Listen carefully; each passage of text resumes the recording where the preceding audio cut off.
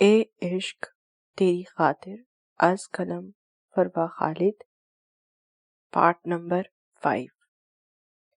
رحاب ناشتے سے فارغ ہو کر سائمہ بیگم کو کچھ دیر ریسٹ کرنے کا کہتی اپنے کمرے میں آ گئی تھی۔ کل رات چینج کرنے کے بعد وہ سو گئی تھی، کیونکہ اسے کافی دیر انتظار کرنے کے بعد بھی ارحم روم میں نہیں آیا تھا، اور صبح اٹھنے کے بعد بھی ارحم گھر میں موجود نہیں تھا۔ سائمہ بیگم سے ہی اسے پتا چلا تھا کہ کسی ارجنٹ کام کی وجہ سے اسے جانا پڑا۔ رحاب سمجھ نہیں پا رہی تھی کہ ارحم واقعی کام کی وجہ سے گیا ہے یا اس کے جھوٹ بولنے کی وجہ سے ناراض ہے، لیکن اس وقت زیادہ پریشانی اسے انیس کی ہو رہی تھی۔ صبح سے کتنی بار وہ اس کا نمبر ٹرائی کر چکی تھی، مگر کوئی جواب نہیں آ رہا تھا۔ بلیک میلرز کا دیا گیا لاکٹ بھی ارحم نے رات کو اتار دیا تھا، جس کی وجہ سے اسے زیادہ پریشانی ہو رہی تھی۔ اگر ان لوگوں نے اپنے کہے کے مطابق واقعی انیس کو کوئی نقصان پہنچا دیا ہوا تو؟ رحاب پریشانی کے عالم میں کمرے میں ٹہل رہی تھی۔ اسے کچھ سمجھ نہیں آ رہا تھا کہ وہ کیا کرے۔ ارحم فون پر بات کرتا اندر داخل ہوا، مگر سامنے کا منظر دیکھ کر اسے خوشگوار حیرت محسوس ہوئی تھی۔ رحاب سٹائلش سے گرین کلر کے شیفون کے فراک میں لائٹ سے میک اپ اور جولری میں لگ سکسی تیار اس کی ساری تھکن ختم کر گئی تھی۔ رحاب جو اپنی ہی سوچوں میں گم تھی، اچانک ارحم کو سامنے دیکھ کر ہڑبڑا گئی، کیونکہ وہ دوپٹہ بیڈ پر ڈالے لاپرواہی سے کھڑی یہ بھولی ہوئی تھی کہ یہ کمرہ صرف اس اکیلی کا نہیں تھا۔ ارحم اس کے حسین سراپے پر نظریں گاڑے فون پر بات کرنے میں مصروف اس کی طرف بڑھا تھا۔ رحاب نے جلدی سے بیڈ کی طرف بڑھنا چاہا تھا، مگر ارحم نے اس کے بازو کو گرفت میں لیتے اپنی طرف کھینچا تھا۔ رحاب سیدھی اس کے کشادہ سینے سے جا ٹکرائی تھی۔ اس نے پیچھے ہونا چاہا تھا، مگر ارحم اس کے گرد اپنے مضبوط بازو کا حصار کھینچتے فرار کے تمام راستے ختم کر گیا تھا۔ ارحم کے اتنے قریب آ جانے پر رحاب کی دھڑکنوں میں ہلچل مچ چکی تھی۔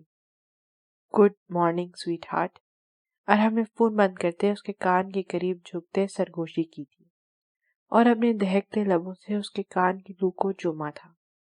رحاب اس کی حرکت پر سرخ ہوتے ہوئے چہرہ دوسری طرف موڑ گئی تھی۔ آئی ایم سوری، رات کو کام سے جانا پڑا، اگر کام بہت ضروری نہ ہوتا تو بالکل نہ جاتا۔ ارحم نے رحاب کا چہرہ ٹھوری سے پکڑ کر اپنے سامنے کیا تھا۔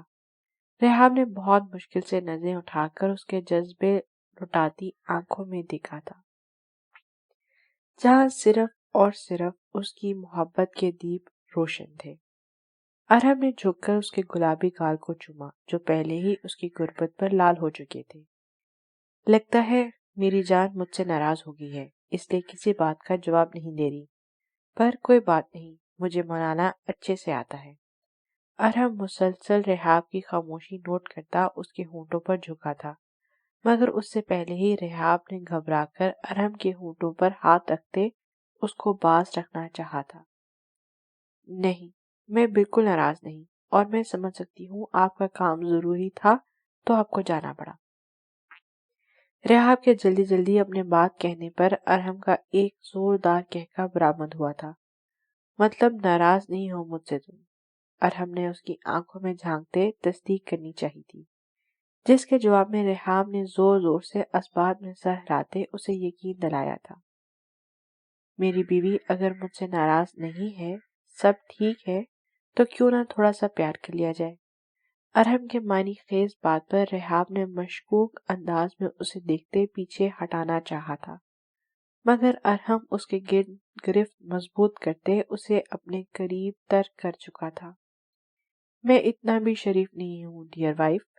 ارحم کی آنکھوں میں شرارت واضح تھی۔ ارحم پلیز۔ رحاب اس سے پہلے کچھ کہتی ارحم اس کے ہونٹوں کو اپنی قید میں لیتے اپنی محبت کی شدتیں اسے روشناس کرواتا چلا گیا تھا۔ رحاب نے ارحم کی شرٹ کو سختی سے مٹھیوں میں جکڑ رکھا تھا۔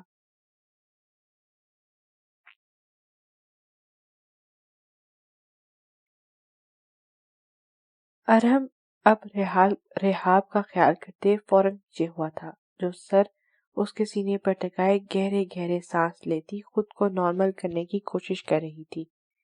ابھی سے یہ حال ہو رہا ہے، ابھی تو میں نے ٹھیک سے پیار بھی نہیں کیا۔ ارحم نے اپنی چھوئی موئی سی نازک بیوی کی حالت دیکھتے اس کا مذاق اڑایا تھا، جس کے جواب میں رحاب اسے گھور بھی نہ سکی تھی۔ وہ جو سوچ کے آئی تھی ارحم کو اپنے قریب نہیں آنے دے گی اور نہ ہی اپنے دل کو کسی بھی صورت اس شخص کے سامنے کمزور پڑنے دے گی، سارے ارادے دھرے کے دھرے رہ گئے تھے۔ دل اسے دغا دے گیا تھا۔ وہ ارحم اور اس کے گھر والوں کے اچھے سلوک اور بے پناہ محبت کے آگے ہار رہی تھی۔ آج سے پہلے اس نے اس طرح کا فیملی کا پیار اور کیئر کہاں دیکھا تھا۔ انہی چیزوں کے لیے تو وہ ساری زندگی ترستی آئی تھی، اور اب جب ملی تھی تو وہ بھی ادھوری خوشی کے لیے۔ کاش وہ ارحم کو سب سچ بتا سکتی، اپنے پیرنٹس، انیس کے بارے میں، اور سب سے بڑی بات بلیک منرز کے بارے میں۔ کاش یہ تلخ حقیقت نہ ہوئی ہوتی، ان کے بیچ تو سب کتنا اچھا ہوتا۔ ارحم کا خود سے دور جانے کا ڈر نہ ہوتا اسے۔ واو، خیریت؟ آج اتنی بیوٹیفل لیڈیز نے مجھے کیسے یاد کر لیا؟ ارتضیٰ نے جیسے ہی ناہید بیگم کے کمرے میں قدم رکھا، سامنے ہی زینب بیگم اور ناہید بیگم کو منتظر پایا تھا۔ ارتضیٰ بیٹا، ہم دونوں کو آپ سے بہت ضروری بات کرنی ہے، اور ہمیں امید ہے آپ ہماری بات کا مان ضرور رکھیں گے۔ زینب نے محبت پاش نظروں سے اپنے لاڈلے بھتیجے کی طرف دیکھا، جس نے ہمیشہ انہیں اپنی ماں کے جتنا درجہ دیا تھا۔ آپ لوگوں کا ہر حکم سر آنکھوں پر، مگر سوائے ایک بات کے، اس لیے اس ٹاپک سے ہٹ کر کوئی بات ہے تو ضرور کریں۔ ارتضیٰ مسکراتے ہوئے ان دونوں کے سامنے صوفے پر بیٹھتے اپنا مطلب باور کرا گیا تھا، جس پر دونوں نے بے بسی سے اس کی طرف دیکھا تھا۔ ارتضیٰ بیٹا، ایسا کب تک چلے گا؟ آپ کو نہیں مگر ہمیں آپ کی فکر ہے، اور ہم لوگ کسی صورت صرف ایک ضد میں آپ کو پوری زندگی خراب نہیں کرنے دیں گے۔ آپ کو شادی کرنی ہی ہوگی، اور بیلا سے اچھی لڑکی مجھے نہیں لگتا کوئی اور ہوگی۔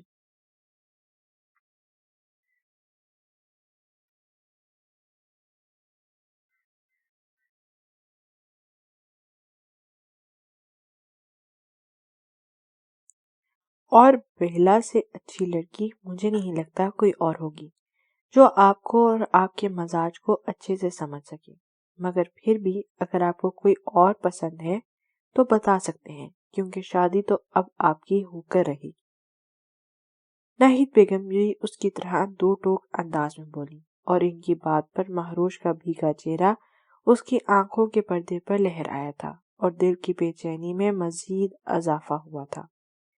وہ اپنے اندر کی گھٹن سے تنگ آ چکا تھا اور سکون چاہتا تھا، جو اسے کسی صورت مل نہیں رہا تھا۔ اوکے، اگر میں آپ لوگوں کی خوشی کی خاطر شادی کر بھی لوں، مگر جس رشتے میں میری دلی رضامندی شامل نہیں ہوگی، وہ میں کیسے نبھا سکتا ہوں؟ اور اس طرح تو دوسرے فریق کی زندگی خراب کرنے والی بات ہے۔ ارتضیٰ سکندر کو کسی بات کے لیے منانا ان کے لیے ہمیشہ ہی بہت مشکل رہا تھا، اور یہ تو پھر بات ہی ایسی تھی۔ ارتضیٰ بیٹا، آپ کیوں خود کو بلا وجہ کی سزا دے رہے ہیں؟ میرے دل پر پہلے ہی بہت باتوں کا بوجھ ہے۔ آپ کو اس طرح کی بے رنگ زندگی گزارتے دیکھنا میرے لیے بہت مشکل ہے۔ مجھے اب آپ اپنا مزید گناہگار لگتا ہے۔ زینب بیگم کی آنکھوں سے آنسو جاری ہوئے تھے، وہ چہرہ دونوں ہاتھوں پر گرائے پھوٹ پھوٹ کر رو پڑی۔ ارتضیٰ ان کی بات پر تڑپ اٹھا تھا۔ وہ فوراً اپنی جگہ سے اٹھتا زینب کے سامنے جا بیٹھا۔ پھپھو، آپ ایسا کیوں بول رہی ہیں؟ آپ کسی کی گناہگار نہیں۔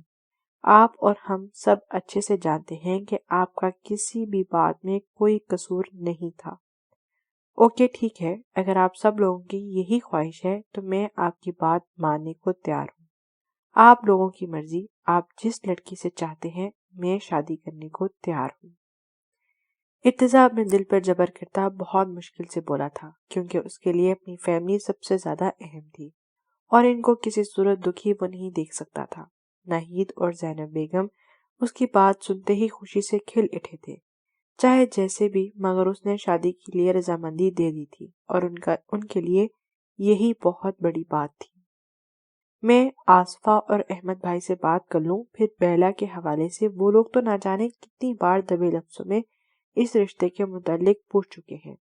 ناہید بیگم جلدی سے بولی تھی کہ کہیں ارتضیٰ پھر اپنا موڈ چینج نہ کر لے۔ ماما، جیسے آپ کو مناسب لگتا ہے آپ کر لیں۔ ارتضیٰ ان دونوں کی خوشی سے جگمگاتے چہروں کو دیکھتا مسکراتا وہاں سے باہر نکل گیا تھا، لیکن شادی کے لیے ہاں کر کے اس کی بے سکونی مزید بڑھ گئی تھی۔ وہ یہ سمجھنے سے قاصر تھا کہ ایسا کیوں ہو رہا ہے، اس کے ساتھ ہمیشہ مہروش کو ہرٹ کر کے وہ خود بے چین کیوں ہو جاتا تھا۔ وہ اس لڑکی کے ساتھ جو اس کے سب سے بڑے دشمن کی بیٹی تھی کوئی رشتہ نہیں بنانا چاہتا تھا، لیکن جانے انجانے میں اسے سب سے گہرا رشتہ، دل کا رشتہ بنا بیٹھا تھا۔ ماہی، چلو میرے ساتھ، اتنے اچھے ہیں وہ سب، دیکھنا تمہیں ان سے مل کر بہت اچھا لگے گا۔ زیمل مہروش کے بہت انکار کے باوجود اسے نور پیلس ساتھ گھسیٹ لائی تھی۔ زیمل، کبھی تو کسی کی سن لیا کرو، ایسے اچھا نہیں لگتا نا کسی کے گھر جانا۔ مہروش ارتضیٰ کی وجہ سے وہاں جانے سے گریزاں تھی، ورنہ اس کا بہت دل چاہ رہا تھا کہ وہ اپنی ماما سے ملے اور ان سے بات کرے۔ نکاح والے دن ناہید آنٹی نے خود بولا تھا کہ تمہیں کبھی لاؤں ان کے گھر۔ زیمل مہروش کا ہاتھ تھامے نور پیلس کے اندر قدم رکھ چکی تھی۔ تھینک گاڈ، زیملانی آپ آ گئیں۔ یہ دیکھیں اس ہادی نے کیا کیا ہے، سارا آئل فرش پر پھینک دیا ہے اور پینٹنگ ابھی تک مکمل نہیں کر پایا۔ آپ پلیز ہماری ہیلپ کر دیں۔ زیمل کو ڈرائنگ روم میں داخل ہوتا دیکھ کر طلحہ بھاگتا ہوا اس کے پاس آیا تھا اور اس کا ہاتھ پکڑ کر جلدی سے اپنے روم کی طرف بڑھ گیا تھا۔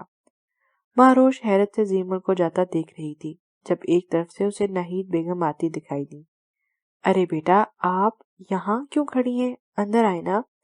ناہید بیگم مہروش سے ملنے کے بعد اسے اندر کی طرف لے گئی تھی، جہاں سامنے ہی نیہا، منیرہ اور صباحت بیگم کے ساتھ ساتھ بہت سارے ڈریسز پھیلائے بیٹھی تھی۔ آپ کے گھر کوئی شادی کا فنکشن ہے کیا؟ مہروش نے ماں پھیلی چیزیں اور ہلچل دیکھ کر سرسری سا پوچھا تھا، مگر آگے سے ملنے والا جواب اس کو ہلا کر رکھ دیا تھا۔ بیٹا، لگتا ہے ارتضیٰ نے ابھی تک اپنے کولیگز کو نہیں بتایا، دراصل کل اس کی منگنی ہے میری بھانجی بیلا کے ساتھ۔ ناہید بیگم نے بات کرتے جانچتی نظروں سے مہروش کا چہرہ دیکھا تھا اور مہروش کا بدلتا رنگ دیکھ کر ان کا شک ٹھیک نکلا تھا۔ مہروش اور ارتضیٰ کے درمیان ضرور کچھ تھا جس کو وہ دونوں خود سے بھی چھپانے کی کوشش کر رہے تھے۔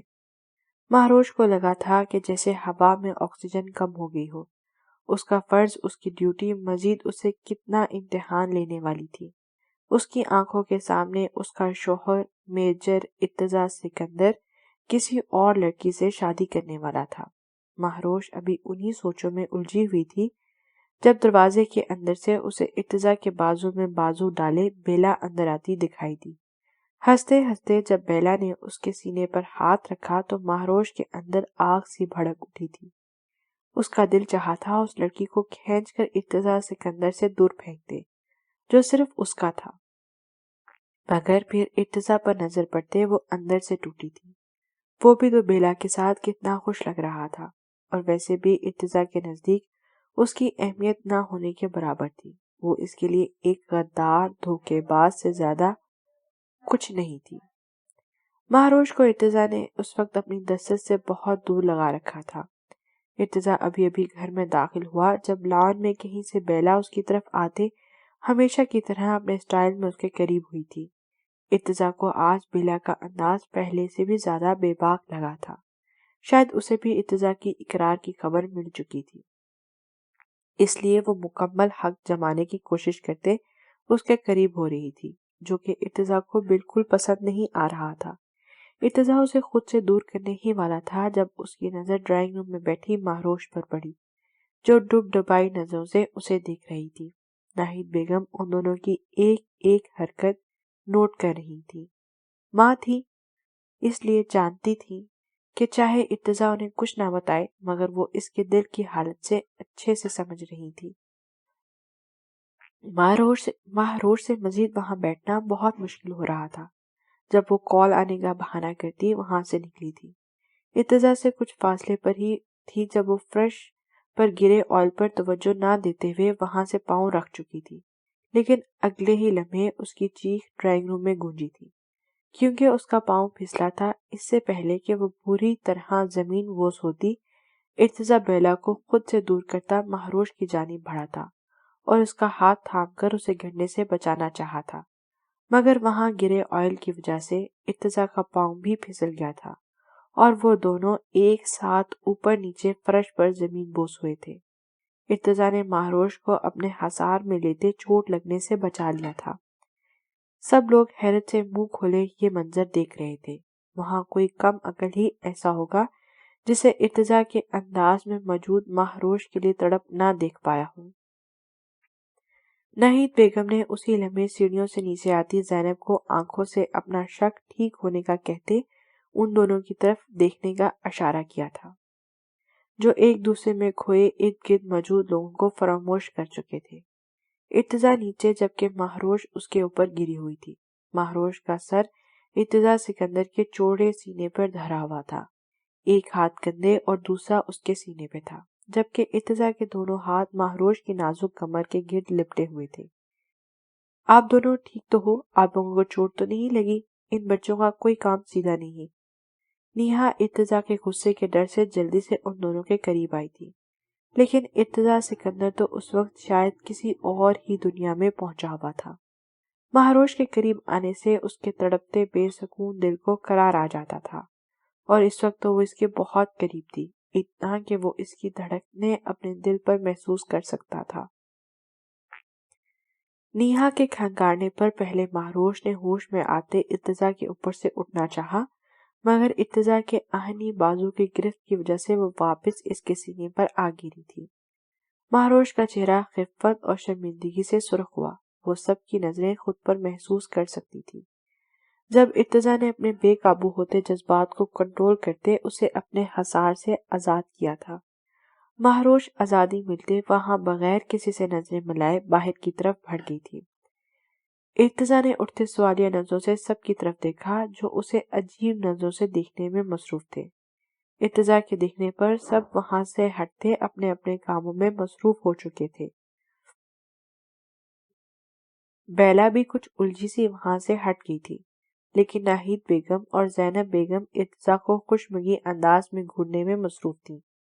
کیا ہوا آپ دونوں کو؟ ایسا کیوں دیکھ رہی ہیں مجھے؟ ارتضیٰ کو ان دونوں کے دیکھنے کا انداز کسی اور طرف اشارہ کر رہا تھا، لیکن ان دونوں کے نفی میں سر ہلانے پر وہ چینج کرنے کی غرض سے اپنے روم کی طرف بڑھ گیا تھا۔ بھابھی، آپ ٹھیک کہہ رہی تھی، ارتضیٰ مہروش کے لیے ضرور کچھ محسوس کرتا ہے، یہ صرف نام کی وجہ سے نہیں ہے۔ مہروش کو دیکھ کر ارتضیٰ کی آنکھوں میں جو چمک آتی ہے وہ کوئی عام بات نہیں ہے۔ زینب کو بھی ناہید بیگم کی بات پر یقین آ گیا تھا آج ان دونوں کو ایک ساتھ دیکھ کر، مگر ناہید بیگم نے ابھی تک زینب کو مہروش کے فادر کے بارے میں کچھ نہیں بتایا تھا۔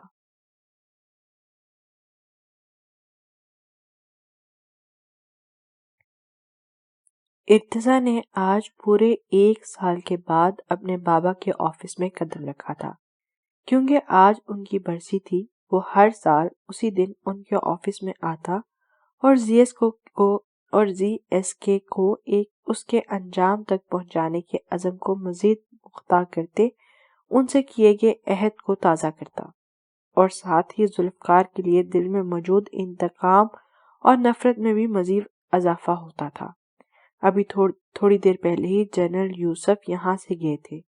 ارتضیٰ آنکھیں موندے سکندر کی چیئر سے ٹیک لگا کر بیٹھا تھا جب اس کا موبائل بجا تھا۔ موبائل کان سے لگاتے آگے سے جو خبر ملی تھی وہ ارتضیٰ کے قہر کو آواز دے گئی تھی۔ ان کے ایک آفس پر حملہ کر کے 3 اہلکار کو شہید کر دیا گیا تھا۔ ارتضیٰ کا دل چاہا تھا کہ ابھی جا کر زی ایس کے کو تباہ و برباد کر دے، اس کا وہ حال کرے کہ آئندہ کوئی بھی دشمن اس پاک سرزمین کی طرف بری نگاہ ڈالنے کی کوشش بھی نہ کرے، مگر اس وقت وہ چاہ کر بھی کچھ نہیں کر سکتا تھا۔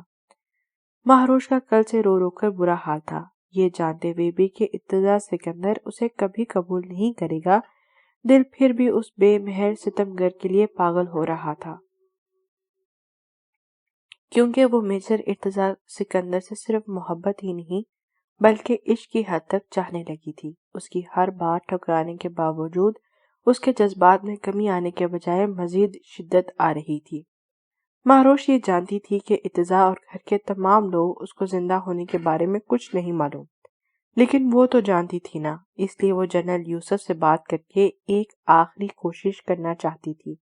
مہروش کو بتایا گیا تھا کہ جنرل یوسف میجر سکندر کے آفس میں موجود ہیں، اس لیے مہروش پہلی بار اس طرف آئی تھی۔ وہ آفس میں ہلکا سا ناک کرتی اندر داخل ہوئی۔ چیئر کا رخ پیچھے کی طرف مڑے دیوار کی طرف کیا گیا تھا، اس لیے مہروش ان کا چہرہ دیکھ نہیں پائی تھی، اور اس وقت وہ جس کنڈیشن میں تھی اسے اتنا دھیان دینا ضروری نہیں سمجھا تھا۔ انکل، مجھے آپ سے میجر ارتضیٰ سے متعلق بہت ضروری بات کرنی ہے۔ اس دشمن جاں کا نام لیتے مہروش کی آنکھوں میں نمی دوڑ گئی تھی۔ انکل، آپ جانتے ہیں وہ میرے لیے کیا ہے، میں ان سے کتنا پیار کرتی ہوں، ان کے بغیر نہیں رہ سکتی اور نہ انہیں کسی اور کا ہوتے دیکھ سکتی ہوں، پر مجھے پتا چلا ہے کہ وہ شادی کر رہے ہیں۔ پلیز انکل، انہیں کسی طرح روک لیں، پلیز۔ میں ان سے بہت محبت کرتی ہوں، ان کے بغیر زندہ نہیں رہ سکتی۔ پلیز انکل، اگر وہ کسی اور کے ہو گئے تو میں مر جاؤں گی۔ مہروش نے پہلی بار ارتضیٰ کے متعلق کسی کے سامنے اس طرح اپنے جذبات کا اظہار کیا تھا، وہ بھی صرف اسی لیے کہ وہ کسی صورت ارتضیٰ کو کھونا نہیں چاہتی تھی، اور اس سب سے اس کی ہیلپ صرف جنرل یوسف ہی کر سکتے تھے۔ مہروش کو حیرانی ہوئی تھی کہ اس کی اتنی پریشانی سننے کے باوجود جنرل یوسف نے اس کی طرف ایک بار بھی دیکھا نہیں تھا، کیوں، اور نہ کسی بات کا جواب دیا تھا۔ مہروش ابھی اسی کشمکش میں تھی جب چیئر گھمائی گئی اور سامنے بیٹھے ارتضیٰ سکندر کو دیکھ کر مہروش کے پسینے چھوٹ چکے تھے۔ مہروش شوق کے عالم میں ارتضیٰ کو دیکھ رہی تھی، جس کا چہرہ اس وقت ہر احساس سے عاری تھا۔ مہروش اپنی بے وقوفی اور جلد بازی پر جی بھر کر پچھتا رہی تھی۔ اس نے سر جھکا کر اپنے آنسو چھپانے کی کوشش کی تھی اور وہاں سے پلٹنے ہی لگی تھی جب ارتضیٰ کی آواز اس کے قدم وہیں جکڑ کر رہ گئی تھی۔ Well done Mehrosh Zulfiqar, very impressive, بہت اچھی کوشش کی تھی، مگر افسوس تمہاری ساری محنت بیکار گئی۔ ارتضیٰ سیٹ سے اٹھتا مہروش کی طرف بڑھا تھا، جو اس کی بات پر ناسمجھی سے اسے دیکھ رہی تھی۔ کیا ہوا مہروش ذوالفقار، اتنی حیرت کس بات کی ہے؟ اب ہر کھیل میں جیت تم باپ بیٹی کی تو نہیں ہو سکتی نا؟ تمہیں کیا لگا مجھے جنرل یوسف سمجھنے کا ناٹک کر کے تم اپنے جھوٹے جذبات کا اظہار کرو گی، اور میں یقین بھی کر لوں گا؟ ارتضیٰ کی بے اعتباری پر مہروش نے تڑپ کر اس کی طرف دیکھا تھا، جو اس کے سامنے آ کھڑا ہوا اور اس کو نفرت بھری نظروں سے دیکھ رہا تھا۔ سر، آپ غلط سمجھ رہے ہیں، میں سچ بول رہی تھی اور میرے جذبے جھوٹے نہیں ہیں۔ مہروش اپنی محبت کو جھوٹا کہے جانا برداشت نہیں کر پائی تھی، اور سامنے کھڑے بے درد انسان کو یقین دلانے کی ایک کوشش کرتے نہ جانے کتنے ہی آنسو اس کی رخسار پر بکھرے تھے۔ مگر ارتضیٰ سکندر اس وقت جو خود کو اذیت کے آخری مراحل میں تھا، جہاں اس کے سامنے کھڑی لڑکی مہروش نہیں بلکہ ذوالفقار کی بیٹی تھی، جو اس کے ملک اور خاندان کی بربادی کی وجہ تھی۔ تم تھکتی نہیں ہو اس طرح معصومیت کا ناٹک کر کر کے؟ تم جیسے لوگ زیادہ خطرناک ہوتے ہیں۔ دوہرے چہرے لے کر گھوم رہی ہو تم،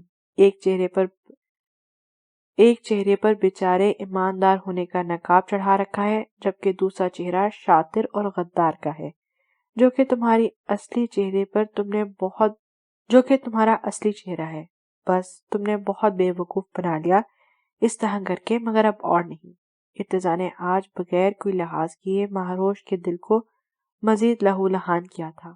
مہروش خاموش کھڑی اس کی نفرت کی انتہا دیکھ رہی تھی، مگر ارتضیٰ سکندر اس وقت کسی بھی طرح اس پر رحم کرنے کے موڈ میں نہیں لگ رہا تھا۔ سر، آپ کو کچھ بھی کہنے کی ضرورت نہیں، اگر آپ کو مجھ سے اتنی ہی نفرت ہے تو میں اب آپ کے سامنے کبھی نہیں آؤں گی، مگر پلیز آپ میری محبت اور میری ایمانداری کو اس طرح نہیں جھٹلا سکتے۔ میں بہت جلد آپ کو یہ ثابت کر دوں گی کہ میں غدار نہیں ہوں۔ ہاں، صرف ایک قصور ہے میرا کہ میں ذوالفقار صمد خان کی بیٹی ہوں، جس حقیقت کو میں چاہنے کے باوجود بھی تبدیل نہیں کر سکتی۔ اس نے صرف مہروش کے جذبات کو نہیں بلکہ اس کے پروفیشن پر بھی الزام لگایا تھا۔ مہروش کے پاس اب مزید ارتضیٰ کو کہنے کے لیے کچھ نہیں بچا تھا، وہ آج مکمل طور پر ٹوٹ چکی تھی۔ مہروش ایک حسد بھری نظر سامنے کھڑے شاندار انسان پر ڈال کر آگے بڑھی تھی، جو اس کا ہوتے ہوئے بھی اس کا نہیں تھا۔ مہروش ایک ہی قدم آگے بڑھی تھی جب اس کا سر زور سے چکرایا۔ اس سے پہلے کہ وہ لڑکھڑاتی زمین بوس ہوتی، پاس کھڑے ارتضیٰ نے اس کو بازوں کے حصار میں لیتے گرنے سے بچایا تھا۔ مہروش جلدی سے سر کو تھامتی ارتضیٰ سے دور ہوئی۔ جب وہ اس سے اتنی ہی نفرت کرتا تھا تو یہ کیئر کیسی؟ مہروش اب مزید دل اس کے قریب نہیں لانا چاہتی تھی، جو پہلے ہی اس کی بربادی کا سبب بن چکا تھا۔ مہروش کا اس طرح بازو جھٹک کر پیچھے ہونا ارتضیٰ کو مزید غصہ دلا گیا تھا۔ خود وہ چاہے اسے کتنا بھی دھتکار لیتا، لیکن اس کا اس طرح سے خود سے دور ہونا وہ بالکل برداشت نہیں کر سکتا تھا۔ وہ اب عادی ہو چکا تھا مہروش کی آنکھوں میں اپنے لیے محبت اور تڑپ دیکھنے کا، اور اس کے لیے اپنے جذبات کی سچائی سے بھی واقف تھا، مگر ابھی غصے اور زیرسکی کی حرکتوں کی وجہ سے پیدا ہونے والی بدگمانی نے ارتضیٰ کی مہروش کے لیے محبت کو کہیں اندر ہی دبا دیا تھا، اور وہ اس سے مزید تلخ ہو گیا تھا۔ اچانک نہ جانے کس احساس کے زیر اثر ارتضیٰ نے باہر کی طرف جاتی مہروش کو بازو سے تھامتے ایک جھٹکے سے اپنی طرف کھینچا اور بے حد قریب کیا تھا۔ ارتضیٰ کی اس حرکت پر مہروش کا دل اچھل کر حلق میں آ گیا تھا۔ ارتضیٰ نے اپنا چہرہ مہروش کے چہرے کے بے حد قریب کیا۔ مہروش اس کے مضبوط حصار میں ہل نہیں پا رہی تھی۔ مجھے اپنی محبت ایمانداری کا یقین دلانے کے لیے کیا کر سکتی ہو تم؟ ارتضیٰ کی گرم سانسیں مہروش کے چہرے کو چھو رہی تھی۔ اپنی جان دے سکتی ہوں۔ مہروش اس کی مقناطیسی قربت کے زیر اثر ارتضیٰ کی آنکھوں میں آنکھیں ڈالے پورے یقین سے کہا تھا۔ مسلسل رونے کی وجہ سے مہروش کی آنکھیں سرخ ہو چکی تھی، جنہیں وہ بمشکل کھولے کھڑی تھی۔ اچانک ارتضیٰ کو نہ جانے کیا ہوا کہ جھک کر باری باری اس کی دونوں آنکھوں پر اپنے ہونٹوں کا مرہم رکھا تھا۔ اس مہربان لمس پر مہروش کا دل زور سے دھڑکا تھا۔ ارتضیٰ اس لڑکی کی قربت میں خود کو پگھلتا محسوس کر رہا تھا۔ اسے ہمیشہ مہروش کی قربت میں سکون محسوس ہوتا تھا۔ وہ نہ جانے کتنی ہی دیر ایک دوسرے میں کھوئے رہتے جب موبائل کی آواز نے ارتضیٰ کو جھنجھوڑ دیا تھا۔ کاش کہ تم ذوالفقار کی بیٹی نہ ہوتی اور میں تمہاری باتوں پر یقین کر پاتا۔ ارتضیٰ انہی لمحوں کے حصار سے نکلتا اپنے مخصوص انداز میں اسے باور کروا گیا تھا۔ مہروش جو ارتضیٰ کے سحر زدہ خوشبو کے حصار میں تھی، اس کی بات پر دل کی خوشگوانیاں وہیں ختم ہوئی تھی اور اپنے آپ پر غصہ آیا۔ وہ ہمیشہ اس شخص کے سامنے اتنی بے بس کیوں ہو جاتی تھی؟ ارتضیٰ مزید کچھ بھی کہے بغیر اسے خود سے دور کرتا وہاں سے نکل گیا تھا۔ جازل گاؤں کی طرف جا رہا تھا۔ وہ ابھی شہر سے کچھ ہی دور پہنچا تھا جب اسے ایک طرف سے چلانے کی آواز آئی، جو کہ یقیناً ایک لڑکی کی آواز تھی۔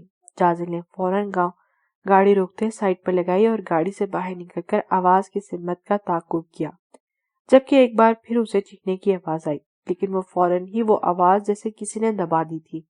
مگر جب تک جازل آواز کا تعاقب کرتا قدم اس کی طرف بڑھا چکا تھا، تھوڑا سا آگے جا کر اسے جھاڑیوں میں ایک لڑکی اور 3 آدمی نظر آئے، جو لڑکی کو قابو کرنے کی کوشش کر رہے تھے۔ وہ مسلسل ان کی کوشش ناکام بناتے خود کو چھڑوانے میں لگی ہوئی تھی۔ تبھی ان میں سے ایک آدمی نے کھینچ کر ایک زوردار تھپڑ اس لڑکی کے منہ پہ دے مارا تھا، اور بس وہی جازل کی برداشت ختم ہوئی۔ اپنے سامنے وہ کسی لڑکی کے ساتھ اس طرح تشدد ہوتے نہیں دیکھ سکتا تھا۔ یہ جانتے ہوئے بھی کہ یہ دشمن کی کوئی چال بھی ہو سکتی ہے، جازل آگے کی طرف بڑھا اور ان میں سے 2 آدمیوں کو گردن سے دبوچتے زوردار گھون سے دے مارے تھے۔ وہ لوگ اچانک کسی اجنبی کو دیکھ کر بھکلا گئے تھے، مگر جازل انہیں سنبھلنے کا موقع دیے بغیر ان پر ٹوٹ پڑا تھا۔ وہ اکیلا ہی ان تینوں پر بھاری تھا۔ وہ لڑکی حیرت سے آنکھیں پھاڑے اپنے لیے لڑتے اس اجنبی کو دیکھ رہی تھی، جو اس کو جانے بغیر اس طرح اس کی خاطر اپنی جان کی پرواہ کیے بغیر مشکل میں کود پڑا تھا۔ اسے یقین نہیں آ رہا تھا کہ اس ملک میں ایسے لوگ بھی موجود ہوتے ہیں، کیونکہ جہاں تک اس نے سنا تھا یہاں کے لوگ تو اپنے خون کے رشتوں کو بھی نہیں پوچھتے۔ یہ تو پھر اس کے لیے بالکل انجان شخص تھا۔ जाजिल ने कुछ ही देर में उन तीनों का भरकस निकाल दिया था, जब उसकी नजर सामने खड़ी लड़की पर पड़ी, जो उसे कहीं से भी डरी, सहमी या खौफजदा नहीं लगी थी, बल्कि आंखें फाड़े उसका भरपूर नजरों से मायना करने में मसरूफ थी। आप ठीक है? ये कौन लोग थे और आपको यहाँ क्यों लेकर आए? जाजिल खुद ही आगे बढ़ता उससे मुखातिब हुआ। मैं नहीं जानती कि ये लोग कौन हैं। मैं तो यहाँ से गुजर रही थी जब उन्होंने मुझ पर हमला कर दिया और असलहे की जोर पर मुझे यहाँ उठा लाए।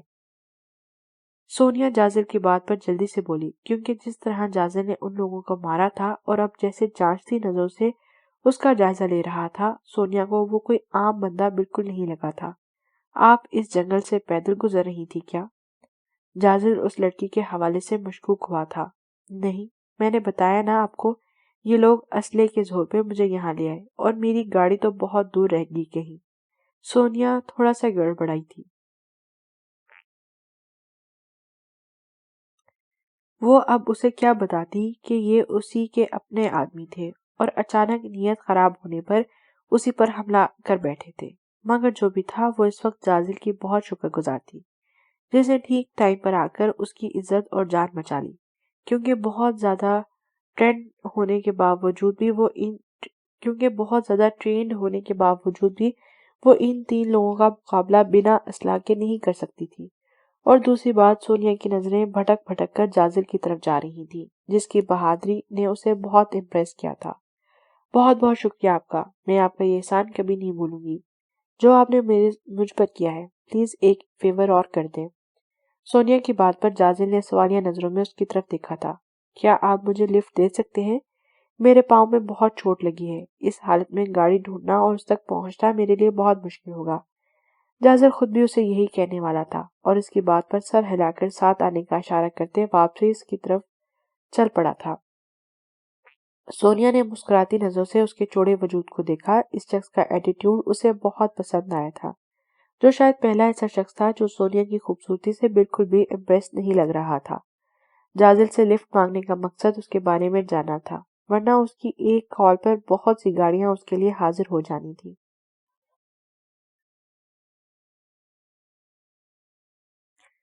सर, हमारा शक ठीक निकला। रेहाब अभी भी अपने भाई के बारे में कुछ नहीं जानती और हमने उसे कुछ नहीं बताया था। वो यही समझ रही थी कि अनीस को गायब करने के पीछे हमारा हाथ है और अनीस हमारे कब्जे में है। अब आगे क्या करना होगा, क्योंकि उस कैप्टन के घर से उसकी बीवी को उठाना नामुमकिन है। दिलावर फुल जोश में गफूर से मुखातिब था। गफूर के कहने पर उसने अरहम के घर से निकलते ही रेहाब को फोन किया था और जब उसकी डरी सहमी आवाज सुनकर समझ गया था कि वो अभी उनके खौफ के ज़ेरे असर है और कुछ नहीं जानती। हमने कुछ नहीं करना, बल्कि अब सब कुछ वो लड़की करेगी। पहले वो खुद हमारे पास आएगी और फिर अपने शौहर को भी लाएगी। कैप्टन अरहम की सारी प्लानिंग पर उसकी अपनी बीवी पानी फेर देगी। गफूर बहुत खुश हुआ था। मगर वो कैसे? दिलावर तजस्सुस से बोला।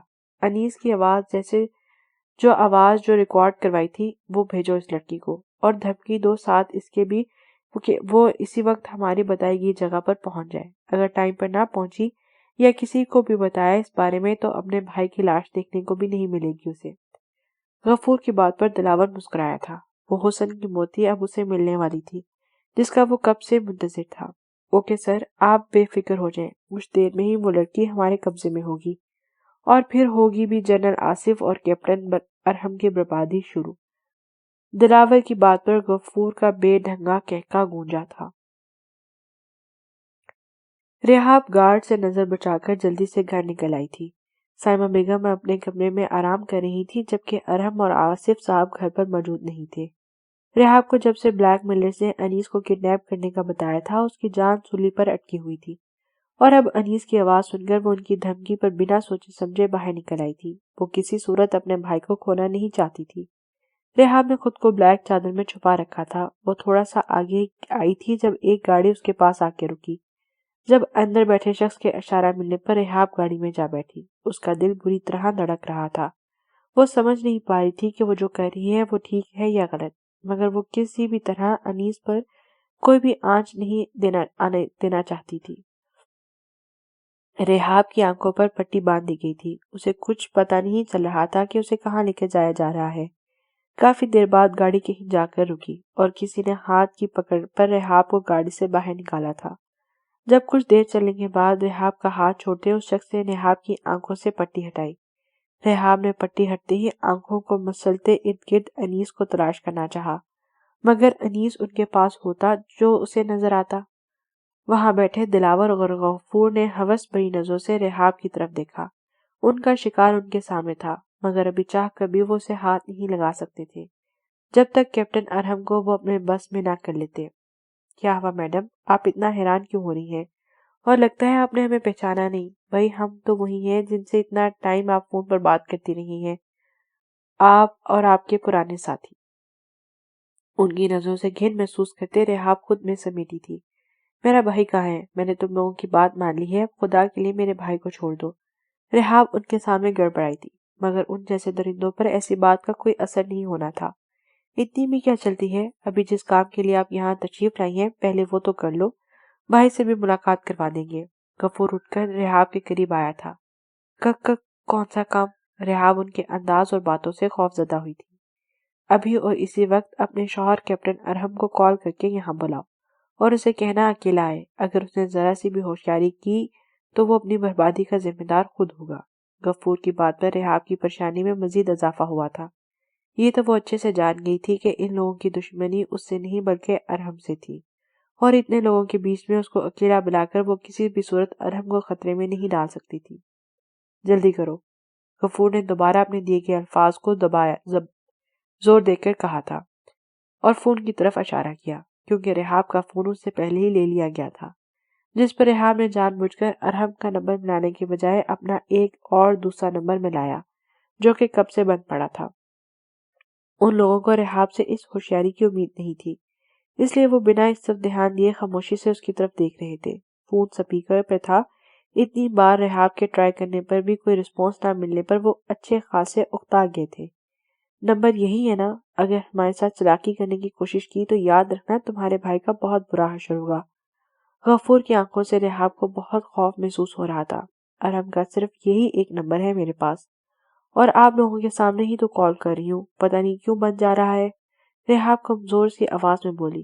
سر، کیپٹن ارحم نہیں تو یہ لڑکی اس کے ساتھیوں کو تو ضرور جانتی ہوگی نا، اتنے ٹائم سے اس سے رابطے میں ہے۔ اس سے پہلے کہ کیپٹن ارحم اس کی غیر موجودگی کا نوٹ کرے اور کوئی ایکشن لے، اس کے کسی اور ساتھی کو اپنے قبضے میں کرنا ہوگا، کیونکہ ہمیں ان کا ایک بندہ تو ہر حال میں چاہیے۔ دلاور کی بات پر غفور نے اس بات میں سر ہلایا تھا۔ ارحم کے کسی اور ساتھی کو جانتی ہو تم؟ جھوٹ بولنے کی کوشش مت کرنا، کیونکہ کسی نہ کسی طرح تم جانتی ہو کہ جھوٹ بول کر تم صرف اپنے لیے مشکل پیدا کرو گی۔ غفور کا لہجہ اب سخت ہوا تھا۔ رحاب کو سمجھ نہیں آئی تھی کہ وہ اب کیا کرے اور کیسے نکلے اس مشکل سے۔ ارحم کے فون پر بات کر کے اسے پتہ چلا تھا کہ جازل گاؤں چلا گیا ہے، اور ارتضیٰ سے تو اسے ویسے ہی بہت ڈر لگتا تھا۔ اس کو یہاں بلانے کی غلطی وہ کسی صورت نہیں کر سکتی تھی۔ پیچھے بچتی تھی مہروش اور زیمل۔ رحاب جانتی تھی کہ وہ دونوں بہت بہادر ہیں اور آرام سے ان کا مقابلہ کر سکتی تھی، مگر اس طرح دھوکے سے ان کو جھوٹ بول کر یہاں بلانا اسے بہت غلط لگ رہا تھا۔ کیا ہوا رحاب میڈم، کس مراقبے میں چلی گئی ہیں آپ؟ دلاور کی آواز پر رحاب اپنی سوچوں سے باہر نکلی تھی۔ میں ارحم کے صرف ایک ساتھی کو جانتی ہوں، مہروش نام ہے اس کا۔ رحاب اپنی خود غرضی پر دل میں گلٹی محسوس کرتے خود سے بھی بہت زیادہ شرمندہ تھی، مگر اس وقت وہ اس کے علاوہ اور کچھ نہیں کر سکتی تھی۔ ارحم اور انیس کو خطرے سے بچانے کے لیے اس نے مہروش کو خطرے میں ڈال دیا تھا، مگر وہ جانتی تھی کہ مہروش اس کی مدد ضرور کرے گی۔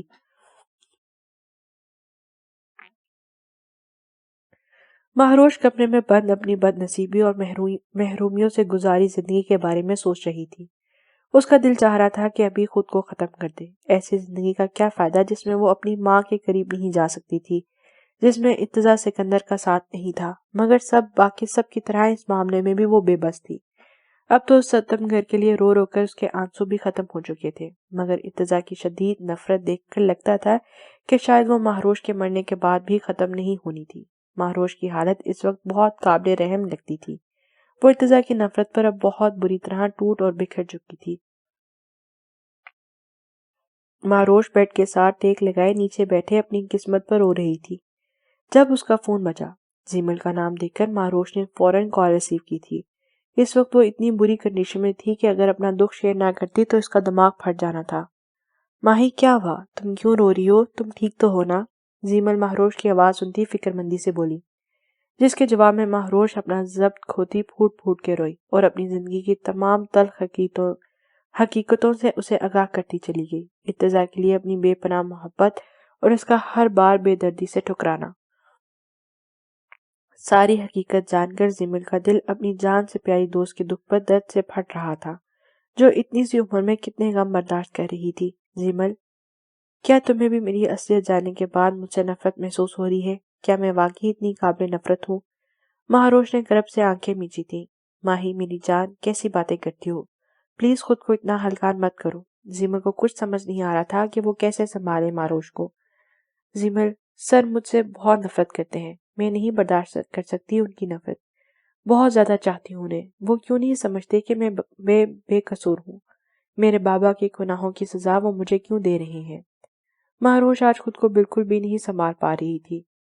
سر، ارتضیٰ تم سے نفرت نہیں کرتے، صرف کچھ غلط فہمی کا شکار ہے۔ مگر ماہی، خود کو سنبھالو، ایک دن سب ٹھیک ہو جائے گا۔ میں ابھی آفس میں ہوں، تھوڑی دیر تک تمہارے پاس پہنچتی ہوں۔ زیمل جلدی جلدی اپنی جگہ سے اٹھتے بولی تھی۔ اس وقت مہروش کو اس کی بہت زیادہ ضرورت تھی۔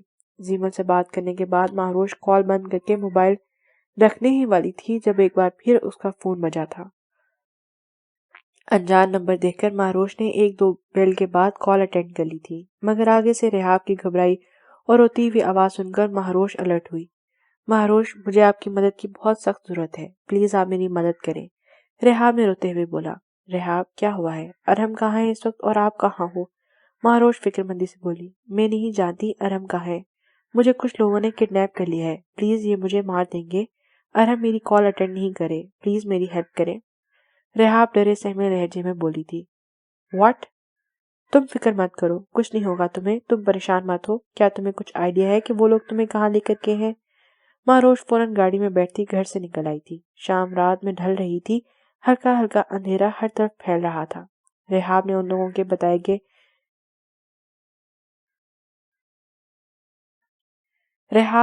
کے بتائے گئے ہنٹس دیتے مہروش کو راستہ سمجھایا تھا۔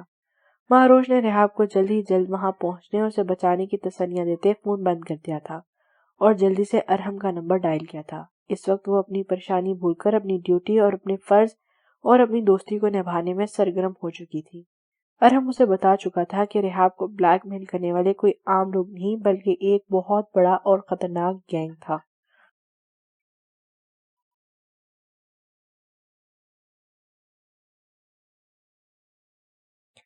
ارحم اور ارتضیٰ اس وقت ایک بہت اہم مشن پر تھے۔ زی ایس کے نے باہر سے اپنے کچھ بہت اہم دوستوں کو بلوایا تھا، جن کی آج کی خفیہ میٹنگ میں ان کے نئے عزائم بے نقاب ہونے تھے۔ ارتضیٰ کا پورا ارادہ تھا کہ ان سے معلومات ملنے پر وہ انہیں موقع ملتے ہی گرفتار کر لیں گے۔ وہ دونوں پچھلے 8 گھنٹوں سے وہیں موجود تھے۔ وہ بہت ہی ہوشیاری کے ساتھ اندر داخل ہوئے اور اب میٹنگ کے دوران اپنی خفیہ کیمروں اور ریکارڈ سے بہت ساری معلومات حاصل کر چکے تھے۔ ارتضیٰ ارحم کے قریب بالکل مختلف حلیے میں کھڑا تھا۔ ان دونوں کو پہچاننا اور شناخت کر پانا کسی کے لیے ممکن نہیں تھا۔ ابھی وہ خاموشی سے کھڑے تھے جب ارحم کا فون بجا۔ ہلکی سی وائبریشن پر ارتضیٰ نے اسے ایک گھوری سے نوازا تھا۔ ارحم نے بھی اس وقت کال اٹینڈ کرنا مناسب نہیں سمجھا، مگر یکے بعد دیگرے بار بار فون آنے پر ارحم کے ساتھ ساتھ ارتضیٰ کو بھی حیرت ہوئی تھی۔ ارتضیٰ کے کہنے پر ارحم نے یس کا بٹن پریس کیا جب اس کے کانوں میں لگے ہیڈ سیٹ پہ مہروش کی پریشان آواز گونجی تھی۔ مہروش، کیا ہوا؟ سب خیریت ہے نا؟ مہروش کے نام پر ارتضیٰ بھی ارحم کی طرف متوجہ ہوا۔ ارحم کی اتنی آواز آہستہ تھی کہ مہروش اور ارتضیٰ ہی بمشکل سن پا رہے تھے۔ وہاں وہ لوگ اونچا بول کر کسی کو مشکوک نہیں کر سکتے تھے، مگر مہروش کی سنائی جانے والی خبر پر ارحم کے بدلتے رنگ پر ارتضیٰ بھی حیران ہوا تھا۔ ریحاب ان درندوں کے قبضے میں تھی، یہ بات اس کے لیے جان نکالنے کے لیے کافی تھی۔ ریحاب تو اس کے گھر میں فل سیکیورٹی میں تھی اور انیس بھی سیف تھا، تو ریحاب باہر کیسے نکلی؟ ارحم صبح سے اس کام میں الجھا ہوا تھا اور ریحاب کی طرف سے مطمئن تھا، مگر وہ نہیں جانتا تھا کہ اتنا بھیانک سرپرائز اس کا منتظر ہوگا۔ ارحم، تم فکر مت کرو، میں جانتی ہوں تم اس وقت جہاں ہو وہاں سے کام ادھورا چھوڑ کر نکلنا بہت مشکل ہے تمہارے لیے، مگر تم پریشان مت ہو، میں وعدہ کرتی ہوں تم سے ریحاب کو کچھ نہیں ہونے دوں گی۔ ارحم ابھی اسے منع کرنے والا ہی تھا جب مہروش نے جلدی جلدی اسے کچھ بھی بولنے کا موقع دیے بغیر اپنی بات ختم کر کے جیب کال کاٹ دی تھی، کیونکہ مہروش کے موبائل کی بیٹری ڈیڈ ہونے کی وجہ سے فون بند ہو چکا تھا۔ ارحم کے بار بار ٹرائی کرنے پر بھی فون بند ہی مل رہا تھا۔ ارحم سمجھ چکا تھا رحاب کو ان لوگوں نے ٹریپ کیا ہے، ورنہ اس کے گھر کے اندر جانا اور ان لوگوں کے لیے ناممکن تھا۔ رحاب کی جان تو اب خطرے میں تھی، مگر اب جس طرح مہروش کو وہاں بلایا جا رہا تھا، یہ سب مہروش کے لیے زیادہ نقصان دہ ہو سکتا تھا۔ ارحم نے جیسے ہی ساری بات ارتضیٰ کو بتائی، رحاب کی بے وقوفی اور مہروش کے جذباتی پن پر غصے سے اس کا دماغ گھوم گیا تھا۔ مہروش کا خود کو خطرے کی طرف لے جانے پر ارتضیٰ کا دل کسی انہونی کے خیال سے بے چین ہوا۔ ارحم، وہ بہت خطرناک لوگ ہیں، مہروش کو بلانا ضرور ان کی کوئی سازش ہے۔ میں جانتا ہوں مہروش بہت ذہین اور بہادر ہے، مگر اس وقت رحاب کا ان لوگوں کے ہاتھ میں کٹ پتلی بنائے جانے کے بارے میں نہیں جانتی، اس لیے مہروش کا اکیلے جانا وہاں کسی خطرے سے خالی نہیں۔ تم فوراً نکلو اس کے پیچھے، میں یہاں سب سنبھال لوں گا۔ ارحم نے پہلی بار ارتضیٰ کے منہ سے مہروش کے لیے تعریف سنی تھی اور اس کے لیے اتنا فکر مند دکھا تھا۔ اگر مہروش ارتضیٰ کو اپنے لیے اس طرح پریشان ہوتا دیکھ لیتی تو ضرور اپنے حواس کھو دینے تھے۔ مگر سر، آپ اتنے سارے لوگوں کا یہاں اکیلے مقابلہ کیسے کریں گے؟ یہاں پر بھی تو بہت خطرہ ہے نا؟ ارحم دونوں طرف سے پریشان ہوا تھا، ایک طرف فرض تھا تو دوسری طرف محبت اور بہنوں جیسی دوست۔ مگر ارتضیٰ کو اس وقت مہروش کی فکر ہو رہی تھی، جس کی جان کو رحاب سے بھی زیادہ خطرہ تھا۔ اس نے سختی سے ارحم کو وہاں سے جانے کا آرڈر دیا اور اس کا اپنا دل چاہ رہا تھا کہ وہ کسی بھی طرح اڑ کر مہروش تک پہنچ جائے، مگر اس وقت اپنی ڈیوٹی، اپنے ملک کی سلامتی کی خاطر وہ بے بس تھا۔ اس نے ارحم کو اپ ڈیٹ کرتے رہنے کی ہدایت کرتے وہاں سے بھیج دیا تھا۔ بار بار مہروش کا آنسوں سے بھیگا چہرہ اس کی آنکھوں کے سامنے آ کر اسے ڈسٹرب کر رہا تھا۔ مہروش نے رحاب کی بتائی گئی لوکیشن سے کافی فاصلے پر گاڑی روک دی تھی۔ وہاں ہر طرف درخت تھے اور آگے کی طرف گھنا جنگل تھا۔ ٹریننگ میں انہیں سب سے پہلے یہی بات سکھائی گئی تھی کہ کسی پر بھی آنکھ بند کر کے بھروسہ نہ کیا جائے، اس لیے وہ رحاب کی بات پر پوری طرح سے یقین نہیں کر پائی تھی۔ رحاب کا بات کرنے کا انداز اور لوکیشن بتانا مہروش کو کس حد تک شک میں مبتلا کر گیا تھا۔ اسے اتنا تو یقین تھا کہ رحاب اس کے ساتھ دھوکہ نہیں کر سکتی، مگر ان لوگوں کے ڈر سے وہ ان کی باتوں میں آ کر کچھ غلط بیانی بھی کر سکتی تھی، اس لیے مہروش نے آگے ہر قدم پھونک پھونک کر رکھا تھا۔ مہروش بتائی گئی ڈائریکشن میں سیدھ میں چلتی جا رہی تھی جب کافی آگے آ کر اسے ہر طرف لوہے کی باڑ لگی نظر آئی، جو درختوں کے ساتھ باندھ کر آگے جانے کا راستہ بند کیا ہوا تھا۔ دائیں سائڈ پر تھوڑا سا آگے جانے پر مہروش کو ایک جگہ سے باڑ ہٹی ہوئی دکھائی دی، جہاں سے شاید آگے جانے کا راستہ بنایا گیا تھا۔ مہروش نے قدم آگے بڑھایا ہی تھا جب ایک خیال کے آتے محتاط ہوتے ہوئے اس نے پیچھے پاؤں کر لیا تھا۔ اندھیرا کافی حد تک پھیل چکا تھا، مگر ابھی بھی ہلکی ہلکی روشنی موجود تھی۔ مہروش نے گہری نگاہوں سے ارد گرد کا جائزہ لیا جب اچانک ایک درخت پر لگے کیمرے پر مہروش کی نظر پڑی تھی۔ اس کا شک ٹھیک نکلا تھا، اس جگہ کو مانیٹر کیا جا رہا تھا، کیونکہ ان لوہے کی باڑوں کو پار کرنا بہت مشکل تھا، تو اندر داخل ہونے کے لیے یہی راستہ استعمال کیا جاتا تھا جس پر انہوں نے کیمرہ لگا رکھا تھا، تاکہ جو بھی اندر داخل ہو آسانی سے ان لوگوں کی نظر میں آ سکے۔ مہروش وہاں سے پیچھے کی طرف ہٹتی تیزی سے دوسری جانب بڑھی، ہر طرف باڑ لگی ہوئی تھی اور اوپر سے پھلانگ کر نہیں جایا جا سکتا تھا اور نہ ہی نیچے سے۔ مہروش نے اپنا دماغ استعمال کرتے زمین کی تھوڑی سے ہی اوپر لگی باڑ کے نیچے موجود مٹی کو دونوں ہاتھوں سے ہٹانا شروع کر دیا۔ کافی دیر کی محنت کے بعد مٹی ہٹا کر گھڑا کافی گہرا کھودا تھا، جس کے اوپر سے رینگتے وہ بآسانی اندر کی طرف کھسک گئی۔ وہاں سے تیز قدموں سے اندر کی طرف کافی دور آ کر اسے ایک بوسیدہ مگر کافی بڑی عمارت نظر آئی، جسے دیکھ کر مہروش اندازہ لگا سکتی تھی کہ رحاب یہیں پر موجود ہوگی۔ مہروش درختوں کی اوٹ میں ہوتے آہستہ آہستہ آگے بڑھی جب اسے اندر سے ہاتھ میں بندوق تھامے ایک شخص باہر کی طرف آتے اور ارد گرد کا جائزہ لیتے نظر آیا۔ مہروش اس کے قریب موجود درخت کی اوٹ میں چھپی ہوئی تھی۔ وہ جیسے ہی پلٹا، مہروش نے پیچھے سے اس پر جھپٹتے اس کی گردن کو پکڑا اور اپنے بازو پر بندھی رسی کو اس کی گردن پر لپیٹے اس کا گلا گھونٹ دیا۔ کچھ دیر تڑپنے کے بعد ہوش سے بیگانہ ہوتے وہ شخص ایک طرف لڑک گیا تھا۔ مہروش کچھ دیر وہاں سائڈ پہ چھپی رہی۔ جب کافی دیر بعد کوئی شخص باہر نہ آیا تو مہروش نے پہلے والے شخص کی زمین پر گری چادر کو اٹھا کر اپنے گرد لپیٹا اور اللہ کا نام لیتے اندر کی طرف قدم بڑھایا۔ اندر ہر طرف بالکل اندھیرا تھا. مہروش کو آگے بڑھنے میں بہت دشواری پیش آ رہی تھی. ایک دفعہ اس کا سر دیوار سے بھی ٹکرایا. درد کے ساتھ ساتھ مہروش کو پیشانی پر ہلکی سی نمی کا احساس ہوا، مگر اس وقت اس کا فوکس صرف رحاب کو ڈھونڈنا تھا. مہروش کو 2 کمروں سے بولنے اور کہکوں کی آوازیں آ رہی تھیں، جن کو سنتے وہ جلدی سے سیڑھیوں کی طرف بڑھی. اوپر تقریباً سارے کمرے ہی کھلے تھے سوائے ایک کے جسے باہر سے لاک کیا گیا تھا.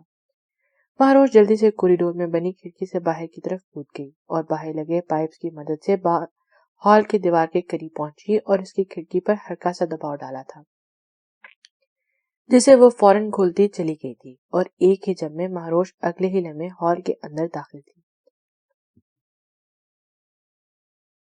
وہ ہال کافی بڑا تھا جہاں بہت ساری لکڑی کے ڈبے رکھے گئے تھے. مہروش جیسے ہی آگے بڑھی اسے کسی کے ہچکیوں کی آوازیں سنائی دی. آواز کا تعاقب کرتے وہ جیسے ہی اس طرف آئی، ایک طرف کونے میں رحاب کو سکیڑ کر بٹھایا گیا تھا. مہروش نے ایک گہرا سکون کا سانس خارج کیا. رحاب کو صحیح سلامت دیکھ کر وہ بہت خوش ہوئی تھی. رحاب، تم ٹھیک ہو؟ مہروش کی پکار پر رحاب نے جیسے ہی سر اٹھایا، سامنے کھڑی مہروش کو دیکھ کر وہ ساکت ہوئی. اسے یقین نہیں آ رہا تھا کہ مہروش اس کے سامنے کھڑی ہے. وہ بھاگ کر مہروش کے گلے لگی. رحاب، فکر مت کرو، میں اب تمہارے ساتھ کچھ نہیں ہونے دوں گی. چلو تم یہاں سے میرے ساتھ. مہروش نے اس کے آنسو صاف کرتے ہاتھ تھام کر ساتھ چلنے کو کہا. مہروش نے ایک قدم چل کر رحاب کی طرف دیکھا جو اسی طرح اپنی جگہ پر کھڑی تھی. میں آپ کے ساتھ نہیں آ سکتی. رحاب کا لہجہ اچانک تبدیل ہوا جب اسی لمحے ہال کا دروازہ کھلنے کی آواز آئی تھی. مہروش نے رحاب کا ہاتھ کھینچتے اپنے ساتھ چلنے کو کہا، کیونکہ وہ لوگ کسی بھی وقت اندر داخل ہو کر ان تک پہنچ سکتے تھے. مگر رحاب اپنی جگہ سے ہلی نہیں، بس خاموش نظروں سے مہروش کی طرف دیکھ رہی تھی. رحاب، کیا کر رہی ہو؟ پاگل ہو کیوں؟ چلو یہاں سے. مہروش کو رحاب پر غصہ آ رہا تھا. مہروش، چھوڑو میرا ہاتھ. مہروش نے جیسے ہی رحاب کو اپنے ساتھ کھینچا، رحاب زور سے چلائی اور اسی لمحے غفور دلاور اپنے باقی آدمیوں کے ساتھ وہاں داخل ہوا تھا. Wow, what a pleasant surprise captain Mehrosh, آپ تو ہماری سوچ سے بھی زیادہ بہادر نکلی. غفور کی بات پر مہروش نے بے یقین نظروں سے رحاب کی طرف دیکھا، جو اس وقت خود کو مہروش سے نظریں ملانے کے قابل بھی نہیں سمجھ رہی تھی. کیا ہوا؟ اس طرح کیا دیکھ رہی ہیں؟ اب ہر ایک کو اپنی جان بچانے کا حق حاصل ہے. آپ کی دوست کی وائف نے بھی یہی کیا. غفور نے بے ہنگم کہکا لگاتے ہوئے کہا. سر، یہ مال تو پہلے والے مال سے بھی زیادہ حسین ہے. مہروش کے بے پناہ حسن کو دیکھ کر دلاور کی لال ٹپک رہی تھی. اس کی بات پر غفور نے بھی گھٹیا نگاہوں سے مہروش کی طرف دیکھا، جو اس وقت سچویشن سمجھنے کی کوشش کر رہی تھی. رحاب انہیں اس کے بارے میں ساری انفارمیشن دے چکی تھی اور ان کی بلیک میلنگ میں آ کر اسے دھوکے سے یہاں بلایا تھا. بکواس بند کرو اپنی، تم گھٹیا انسان، اور تم جیسے پالتو کتوں میں اتنی ہمت نہیں کہ میرے قریب بھی آ سکو. کس ٹائم سے ان کی گھٹیا باتیں اور نظریں برداشت کرتی مہروش کا دماغ گھوما تھا. ہاں ہاں ہاں، کانفیڈنس اچھا ہوتا ہے مگر آپ پر اوور کانفیڈنس بہت جچتا ہے کیپٹن صاحبہ. ویسے ایک نظر ہماری تعداد تو دیکھ لیں. 8 لوگوں سے آپ جیسی ایک نازک لڑکی کا کیسے مقابلہ کریں گی؟ غفور استائیہ لہجے میں بولتا اس کی طرف آیا تھا. مہروش ایک نظر اس کی طرف دیکھ کر پیچھے کھڑے لوگوں کی طرف دیکھا تھا اور ایک مسکراتی نظر ان سب پر ڈالتے اپنی پاکٹ سے پیپر سپرے نکال کر سیدھا ان کی آنکھوں میں چھڑکا اور حیران پیشان کھڑی رحاب کا ہاتھ پکڑ کر کھینچتے ہال کی دوسری سمت بھاگی تھی. پیچھے سے 1-2 فائر ہوئے تھے مگر مہروش رحاب کو نیچے جھکنے کا کہتی وہاں رکے بغیر بڑے ڈبوں کے پیچھے جا چھپی تھی. یہ تم ٹھیک نہیں کری، خود ہی باہر آ جاؤ ورنہ انجام کی ذمہ دار تم خود ہوگی. غفور اپنی آنکھیں مزلتا غصے سے دھارا تھا. رحاب اس سچویشن سے بری طرح گھبرا گئی تھی. وہ لوگ 10 منٹ تک ان کو ڈھونڈتے رہے مگر مہروش رحاب کی سیفٹی کی خاطر اس کے لیے ایک طرف چھپی رہی. جب اچانک ہال میں انیس کے چلانے کی آواز گونجی. رحاب نے جلدی سے اٹھنا چاہا مگر مہروش نے اس کا ہاتھ پکڑ کر نفی میں سر ہلاتے اسے روکا تھا. رحاب، اگر اپنے بھائی کی زندگی چاہتی ہو تو فوراً باہر آ جاؤ. رحاب نے التجائی انداز میں مہروش کی طرف دیکھا جو اسے سمجھانے کی کوشش کر رہی تھی کہ یہ لوگ جھوٹ بول رہے ہیں، انیس ان کے پاس نہیں ہے. مگر رحاب کو انیس کی آواز اپنے کانوں میں گونجتے سن کر مہروش کی بات پر یقین نہیں آ رہا تھا. رحاب نے جیسے ہی مہروش کا دھیان دوسری طرف ہوتے دیکھا، اس کو دھکا دے کر اس کے بازوؤں کو دور جھٹکتے رحاب نے مہروش کے ہاتھ سے گن چھین لی تھی اور جلدی سے کھڑی ہو کر مہروش پر گن تان لی. مہروش سکتے کے عالم میں رحاب کی طرف دیکھ رہی تھی. جو بھیگی آنکھوں سے انتہائی بے بسی کی حالت میں اس پر گن تانے ہوئے تھی۔ مہروش اس کی کنڈیشن سمجھ سکتی تھی۔ انیس ریحاب کا اکلوتا اور پیارا رشتہ تھا جو اس کے لیے سب کچھ تھا۔ وہ کیسے اس کی چیخوں کی پکار پر آرام سے بیٹھ سکتی تھی؟ اور یہی لمحہ تھا جب ارحم اور زیمل نے ہال میں قدم رکھا اور ریحاب کو مہروش پر گن تانے دیکھ کر وہ دونوں بے یقینی سے اپنی جگہ پر ساکت ہوئے تھے۔ دلاور اور غفور اپنے تیر نشانے پر لگتے دیکھ کر ہنسے تھے۔ ارحم اور زیمل کی آمد سے انجان ان دونوں کی طرف بڑھے تھے جب پیچھے سے زیمل اور ارحم نے ان پر فائر کھول دیے تھے۔ زیمل کو جیسے ہی مہروش اور ریحاب کا پتہ چلا تھا وہ بھی ارحم کے ساتھ وہاں آ گئی تھی۔ وہ مہروش کی ذہنی حالت سے واقف تھی، اس لیے اس کے لیے بہت زیادہ پریشان تھی۔ اچانک حملہ ہو جانے کی وجہ سے وہ سب بھوکھلا گئے تھے اور جوابی فائرنگ شروع کر دی تھی۔ مہروش نے بھی ریحاب کو سائڈ پر کرتے اس کے ہاتھ سے گن کھینچ کر ان پر فائرنگ شروع کر دی تھی۔ وہ لوگ ارد گرد پڑی چیزوں کے پیچھے چھپ رہے تھے اور ان کے 3 آدمی ہلاک ہو چکے تھے، جبکہ ارحم کا ارادہ غفور اور دلاور کو زندہ گرفتار کرنے کا تھا۔ مہروش مسلسل فائر کر رہی تھی جب اچانک اس کی نظر غفور پر پڑی جو ریحاب کے قریب پہنچ چکا تھا اور اس پر گولی چلانے والا تھا۔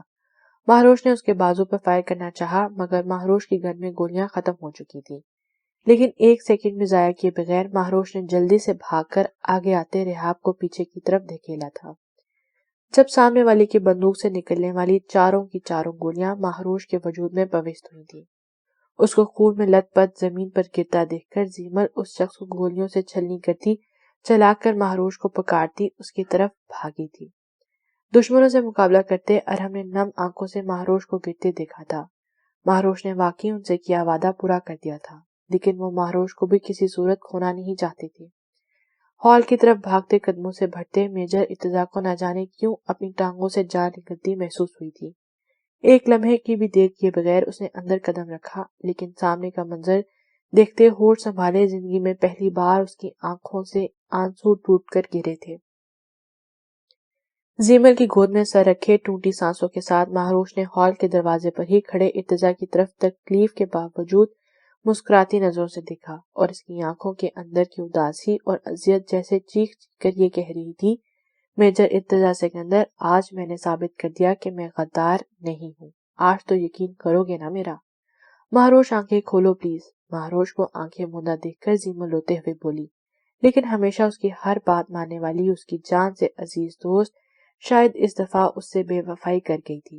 ارتضیٰ نفی میں سر ہلاتے دیوانوں کی طرح مہروش کی طرف بڑھا تھا، لیکن یہ منظر دیکھنے سے پہلے ہی مہروش غافل ہو چکی تھی۔ مہروش، مہروش! ارتضیٰ مہروش کے لیے بے جان وجود کو اپنے بازو میں لیتے چلایا تھا۔ اس کی آنکھوں سے آنسو گر رہے تھے، ارد گرد کی پرواہ کیے بغیر وہ مہروش کو پکارتا پاگل ہوا تھا۔ زیمل بھی روتے ہوئے ارتضیٰ کی حالت دیکھ رہی تھی۔ ارتضیٰ نے مہروش کی نبض چیک کی جو ابھی بھی ہلکے سے چل رہی تھی۔ ارتضیٰ کے مردہ ہوتے دل کو لگا تھا جیسے وہ دوبارہ جی اٹھا ہو۔ وہ 1 سیکنڈ کی دیر کیے بغیر مہروش کے وجود کو احتیاط سے باہوں میں سمیٹتا باہر کی طرف بھاگا تھا۔ زیمل جلدی سے ارحم کی طرف بڑھی تھی جو باقی لوگوں کو ہلاک کرنے کے بعد غفور اور دلاور کو اپنے قبضے میں کر چکا تھا۔ آرمی کے اہلکار بھی وہاں پہنچ چکے تھے اور ان کو گرفتار کر کے وہاں سے لے جانے لگے تھے۔ جب ادھر سے فارغ ہوتے ارحم نے ایک نظر ریحاب پر ڈالی جو مہروش کی حالت پر پتھرائی آنکھوں سے اس جگہ کو دیکھ رہی تھی جہاں مہروش کا خون زمین پر پھیلا ہوا تھا۔ تمہارے ہر جھوٹ اور فریب کو جانتے ہوئے بھی سر آنکھوں پر بٹھایا تھا میں نے تمہیں، مگر تم نے کیا کیا؟ کوئی اتنا خود غرض کیسے ہو سکتا ہے؟ ارحم غصے سے ریحاب کی طرف بڑھا تھا جب زیمل نے اس کا بازو پکڑ کر اسے کوئی بھی جذباتی عمل کرنے سے روکا تھا۔ ارحم کی آنکھوں میں اپنے لیے نفرت اور غصے کی چنگاریاں دیکھ کر ریحاب کو لگا تھا کہ اس نے سب کچھ کھو دیا ہے۔ ارحم غصے سے مٹھیاں بیچتے مزید ایک نظر بھی ریحاب پر ڈالے بغیر وہاں سے نکل گیا تھا۔ زیمل نے ارحم کو باہر کی جانب دیکھا تھا اور ایک نظر ریحاب پر ڈالی جو پھوٹ پھوٹ کر رو پڑی تھی۔ زیمل کی آنکھوں کے سامنے بار بار وہ منظر گھوم رہا تھا جب ریحاب نے مہروش کی اوپر بندوق تانی ہوئی تھی، مگر اس وقت وہ مہروش کی دوست نہیں بلکہ ایک آرمی آفیسر تھی۔ ریحاب کو باحفاظت یہاں سے نکالنا اس کی ڈیوٹی تھی اور مہروش نے بھی تو ریحاب کے دھوکے کے باوجود خود پر گولیاں کھا کر اسے محفوظ رکھا تھا۔ زیمل نے ریحاب کا ہاتھ تھام کر کھڑا کیا اور اپنے ساتھ لیے آگے بڑھی۔ ریحاب اس وقت خود سے بھی نظریں ملانے کی پوزیشن میں نہیں تھی۔ اسے مہروش کے ساتھ کیا کیا تھا، مگر مہروش پھر بھی اس پر ایک خراش بھی آنے نہیں دی تھی۔ ریحاب کا دل مہروش کی خیریت کے لیے دعا گو تھا۔ اگر وہ مہروش کو کچھ بھی ہو جاتا تو شاید پھر اتنا گلٹ اسے وہ شاید اس گلٹ میں زندہ نہ رہ پاتی۔ زیمل کا ارادہ تھا کہ ریحاب کو گھر ڈراپ کر کے خود جلد سے جلد ہاسپٹل پہنچے، مگر ریحاب کی ہاسپٹل جانے کی التجا پر مجبوراً گاڑی اس نے اس طرف موڑ دی تھی۔ ارتضیٰ کی نظریں آئی سی یو کے دروازے پر جمی ہوئی تھیں۔ اس کے کپڑے پر پوری طرح مہروش کے خون سے لال ہو چکے تھے، مگر اسے کسی بھی بات کی کوئی پرواہ نہیں تھی۔ اس وقت اس کے لیے اپنی سانسوں سے بھی زیادہ مہروش کی سانسیں ضروری تھی۔ ڈاکٹرز کے مہروش کی کنڈیشن پر مایوسی کا اظہار کرنے پر ارتضیٰ نے ان پر اچھا خاصا بھڑک چکا تھا، کیونکہ مہروش کے حوالے سے کوئی بھی غلط نیوز سننے کی ارتضیٰ میں اس وقت بالکل ہمت نہیں تھی۔ اسے اب احساس ہو رہا تھا مہروش اس کے لیے کتنی ضروری ہے، جسے ہر وقت وہ ٹھکراتا اور بے عزت کرتا آیا تھا اور اپنی شدید نفرت کا اظہار کرتا آیا تھا، جسے اس نے زندگی میں سب سے زیادہ غیر اہم انسان کہا تھا، وہ تو اس کی سانسوں میں بستی تھی، اس کے لیے سب سے زیادہ ضروری تھی، اس کی بے سکونی نہیں بلکہ اس کے سکون کی وجہ تھی۔ مہروش کا زخمی وجود بار بار نظروں کے سامنے آ کر ارتضیٰ کی تڑپ میں مزید اضافہ کر رہا تھا۔ اس کی تکلیف کا احساس ارتضیٰ کی جان نکال رہا تھا۔ ارتضیٰ کو مہروش کا کہا ایک ایک لفظ رلا رہا تھا۔ اس نے مہروش کو غدار اور نہ جانے کیا کچھ کہا تھا، اور آج مہروش نے اسے ثابت کر دیا تھا کہ وہ جیسے ظاہر سے تھی ویسے ہی اس کا باطن تھا۔ وہ آج ارتضیٰ کو بہت بری ہار سے دوچار کر گئی تھی۔ جازل، ارحم، زیمل، ریحاب بھی وہاں پہنچ چکے تھے۔ جازل نے ارتضیٰ کے پاس آتے ہی اس کے کندھے پر ہاتھ رکھا۔ ارتضیٰ، حوصلہ رکھو، اوپر والا سب بہتر کرے گا۔ ارتضیٰ نے جازل کی آواز پر سرخ انگارہ آنکھیں اٹھا کر اس کی طرف دیکھا، جب اسی وقت آئی سی یو کا دروازہ کھلا تھا اور ڈاکٹر باہر نکلا تھا۔ ڈاکٹر صاحب، مہروش کی حالت کیسی ہے؟ وہ ٹھیک ہو جائے گی نا؟ ہوش میں کب آئے گی؟ ارتضیٰ کی حالت اس وقت ایک لٹے پٹے شخص جیسی ہو رہی تھی جس کا سب کچھ چھین چکا ہو اور اب اس کے پاس جیسے جینے کا لیے کچھ بچا ہی نہ ہو۔ ان کے بارے میں ابھی کچھ کہنا بھی قابل از وقت ہوگا۔ بہت زیادہ خون بہہ چکا ہے۔ ہم پوری کوشش کر رہے ہیں، ہمارے سینئر ڈاکٹرز کی ٹیم بھی آ چکی ہے۔ ابھی تھوڑی دیر میں آپریشن ہے، اس کے بعد کچھ کہا جا سکتا ہے۔ ڈاکٹر بات کر کے جلدی ہی آگے کی طرف بڑھ گیا۔ ارتضیٰ اس وقت بے بسی اور اذیت کی انتہاؤں پہ تھا۔ اسے آج مہروش کی تڑپ کا شدت سے احساس ہوا۔ ارتضیٰ جیسے ہی پلٹا، اس کی نظر زیمل کے ساتھ کھڑی ریحاب پر پڑی، جو مہروش کی اس حالت کی ذمہ دار تھی۔ ارتضیٰ تیش کے عالم میں ریحاب کی طرف بڑھا تھا۔ تمہارا کیا بگاڑا تھا اس نے؟ کیوں اس کے ساتھ ایسا کیا؟ تم ہم میں سے کسی اور کو بھی بلا سکتی تھی، اور جب وہ تمہاری مدد کرنے پہنچی تو تم نے اسی کو دھوکہ دے دیا۔ یاد رکھنا، اگر میری مہروش کو کچھ بھی ہوا تو میں تمہیں زندہ نہیں چھوڑوں گا۔ ارتضیٰ نے زور سے ریحاب کی نازک گردن کو اپنی آہنی ہاتھ کے شکنجے میں لیا تھا۔ ریحاب کو تو پہلے ہی اسے ڈر لگتا تھا، اب بھی اس کی سخت گرفت سے ریحاب کو اپنی سانس رکتی محسوس ہو رہی تھی۔ وہ بری طرح کھانس رہی تھی، مگر اس نے ارتضیٰ کو روکنے یا اس کے ہاتھ پکڑنے کی کوشش نہیں کی تھی۔ وہ خود کو اسی سلوک کے قابل سمجھ رہی تھی۔ جازل نے جلدی سے آگے آتے ارتضیٰ کو اس سے دور کیا تھا، ورنہ وہ آج ریحاب کا گلا گھونٹ ہی دیتا۔ ارحم اس وقت خود اتنا شرمندہ تھا کہ وہ پہلے ہی وہاں سے باہر جا چکا تھا۔ ارتضیٰ کا دل چاہ رہا تھا کہ اس وقت وہ پوری دنیا کو آگ لگا دے، سب کچھ تہس نہس کر دے۔ اسے کسی بھی حالت میں مہروش چاہیے تھی، اپنا سکون اسے واپس چاہیے تھا۔ ارتضیٰ، زینب کی روتی آواز پر ارتضیٰ جھٹکے سے پلٹا، مگر وہاں جنرل یوسف کے ساتھ اپنے گھر والوں کو دیکھ کر بہت حیران ہوا۔ پھپھو، کیا ہوا؟ آپ رو کیوں نہیں ہیں؟ ماما، کیا ہوا ہے؟ ارتضیٰ پہلے ہی اتنا پریشان تھا اور ان سب کو روتا اور پریشان دیکھ کر اس کے حواس جھنجھلا گئے تھے۔ جب جنرل یوسف کے اشارے پر زینب بیگم ارتضیٰ کا ہاتھ پکڑ کر سائڈ پر موجود ایک روم کی طرف بڑھ گئی تھی۔ ارتضیٰ، آئی سی یو میں موجود زندگی اور موت کی جنگ لڑتی کوئی اور نہیں، میری بیٹی ہے۔ ارتضیٰ، وہ میری مہروش ہے۔ مہروش مری نہیں تھی، وہ زندہ تھی، اور میں نے پوری زندگی اسی غم میں اس خبر پر یقین کرتے اس سے دور رہ کر گزار دی۔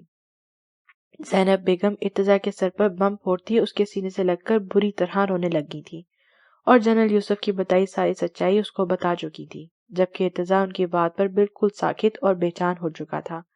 اسے کسی بات کا ہوش نہیں رہا، نہ سینے سے لگی زینب کو تھاما تھا، نہ باقی گھر والوں کی اذیت پر کچھ بول سکا تھا۔ اس کی تو آنکھوں میں وہ ایک ایک لمحہ کسی فلم کی طرح گھوم رہا تھا جس میں اس نے مہروش کو بے عزت کیا تھا۔ اسے غدار کی بیٹی کہہ کر دھتکارا، اس کو ٹارچر کرنے کا کوئی موقع نہیں چھوڑا۔